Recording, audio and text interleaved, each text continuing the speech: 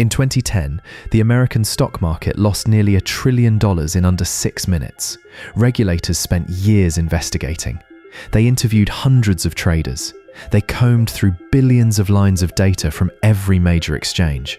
And eventually, the trail led them to a 3-bedroom semi-detached house beside the Heathrow flight path in Hounslow, West London. Inside, a young man in his bedroom at his parents' house had just outwitted Wall Street. And his name was Navinder Singh Sarao. To understand how, you need to know a little bit about who Navinder Sarao was. He grew up in Hounslow, one of 3 brothers and the son of an Indian immigrant family. Bright, funny, described by school friends as a bit of a geek but popular. He studied maths and computer science at Brunel University, just a few miles from where he grew up. After graduating, he got a job as a trainee at a proprietary trading firm in London. Within months, he had developed a reputation as an extraordinary risk-taker, someone who could read patterns in prices at a speed that unnerved even experienced traders. They say that some days he made £500,000 before lunch, and he never told his parents. You see, what really drove Navinder Sarao wasn't money. It was something closer to a compulsion, probably shaped by his severe autism. Sarao's lawyers would later describe him as someone who regarded trading as a video game in which the object was to compile points, not money. He had a savant-like ability to spot numerical patterns in split seconds. The screen, the numbers, the rhythm of a market. It was the thing he was made for. Everything else was secondary. He had lived his whole life in the same small room. He struggled with the simplest everyday tasks, and he had almost no interest in spending the fortune he was accumulating. His most extravagant purchase was a second-hand Volkswagen. By the late 2000s, Sarao had gone independent. He set up his own firm, Nav Sarao Futures Limited, and began trading from home on the Chicago Mercantile Exchange's electronic system, Globex. But there was something about Globex that bothered him deeply. Sarao noticed that the market appeared to be full of fake orders. Large buy and sell positions that appeared and vanished in milliseconds, too fast to be genuine trades. As he saw it, high-frequency trading firms were systematically rigging the game. So, Navinder Sarao decided to rig it back. The technique he used is called spoofing. It works like this. You place a huge sell order, thousands of futures contracts, at a price just below the current market. Other trading algorithms see that giant wall of supply and adjust their behavior accordingly, which pushes prices down. Then, before anyone actually fills your order, you cancel it. You've never committed to selling anything. You've just created a false impression of the market. As prices fell, Sarao bought.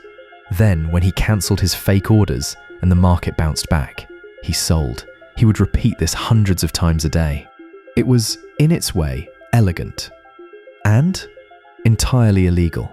Sarao ran this strategy from 2009 to 2014, and the CFTC estimated he made around $40 million. During this period were the events that took place on May 6, 2010.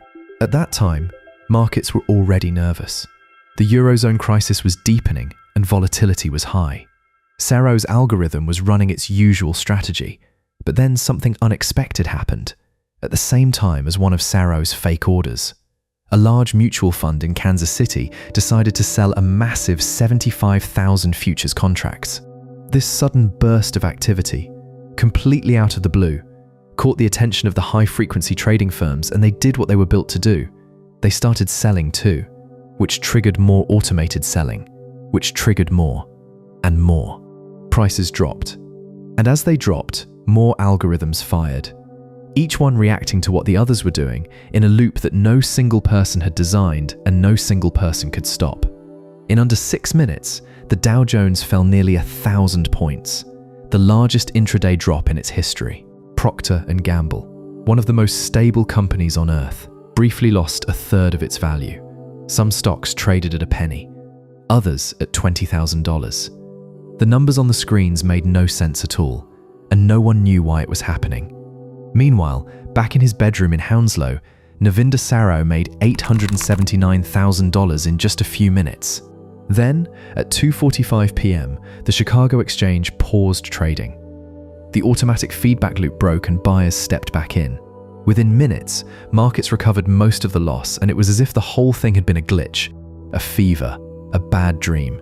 $1 trillion gone and then back again in under 20 minutes. As you might imagine, the SEC went into overdrive to find out what the hell had gone wrong. They investigated at length what later became known as the flash crash. But their final report in 2010 made no mention of Sarao. That's because he wasn't a hedge fund and he wasn't on a trading floor. He was just a kid in a suburban house thousands of miles away. Basically, he was invisible to the regulators. So, for another 5 years, Sarao kept trading and kept winning. Nobody came for him. Until April 2015, when there was a knock on his door. British police, acting on a US warrant, arrested Navinder Sarao at his parents' home. He was charged with 22 counts of wire fraud, commodities fraud, market manipulation, and spoofing. The British press named him the Hound of Hounslow. The headlines painted him as a criminal mastermind, a sinister genius who had brought down Wall Street from a back bedroom. The reality, as it emerged over the following years, was considerably more complicated. And in court, a different portrait took shape. Sarao's lawyers argued that he had no real concept of the harm his trades might cause. He just saw the market as a game. He'd identified what he considered cheating by high-frequency traders and found a way to beat them at their own game. He wasn't driven by malice or greed, and he genuinely struggled to understand why what he was doing was any different to what everyone else was doing. Finally, he was extradited to the United States in 2016 and pleaded guilty to 2 counts. In an extraordinary twist in the story, the prosecutors, who would normally be pushing for the maximum sentence, asked the judge to let him go free. They cited his autism diagnosis. They cited his extraordinary cooperation in helping them build cases against other traders. And quite remarkably, they said that his crimes had been entirely unmotivated by greed. But the judge disagreed and sentenced him to 1 year of supervised home confinement. So he went back to his parents' home in Hounslow, the same room where it all began. So what do we make of Navinder Sarao? He broke the law. That much is clear, and he admitted it. He'd illegally distorted the markets that millions of ordinary investors depend on. But his story also exposes something uncomfortable about the markets he was playing in. The techniques Sarao used weren't invented by him. High-frequency trading firms had been doing something similar, placing and cancelling orders at machine speed to gain tiny edges. He'd simply identified what he believed was systematic cheating. And by using his extraordinary skills in pattern recognition, he'd beaten the machines at their own game.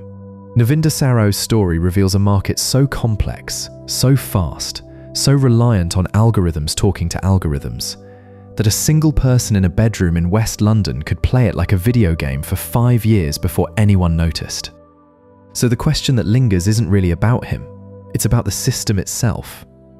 If one man with a modified spreadsheet could do this, what else is happening out there that we haven't found?